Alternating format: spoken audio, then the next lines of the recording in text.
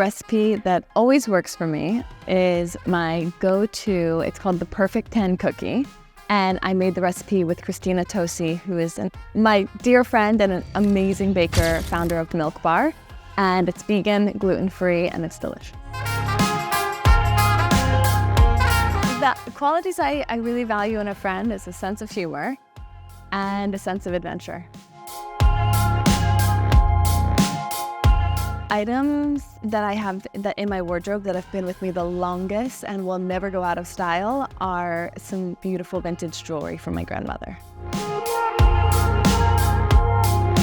A beauty product I can't live without, of course, is my Good Girl. My favorite perfume of all time, of course, is Good Girl. The reason that I'm drawn to a perfume is how it makes me feel. I've had the privilege of being the good girl and a part of this incredible campaign and this story for 8 years now. And to me, it's authentically how I feel, both feminine and strong and, and somebody who is, both a good girl with a bad side. And I think for me, it's just such a special narrative and a special fragrance. So I started learning how to code more than a decade ago, and the school that I learned at, I was one of the only girls or women in the whole class, in the whole school, and it just wasn't as much a part of the kind of mainstream conversation a decade ago, and that has changed a lot.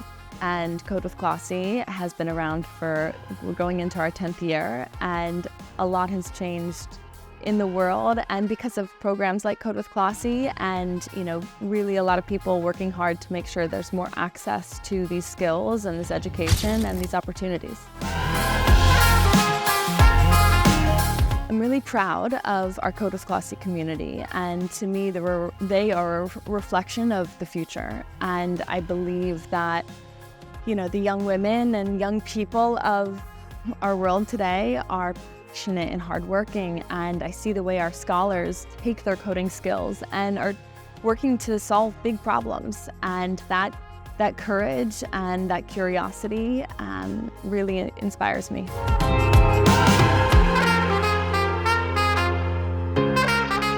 Best thing about social media is that it connects us all in real time, instantaneously. The worst thing is that we're all connected and you always know all the things that you're missing out on. So FOMO always, but it's okay. I spent my first paycheck on my first car.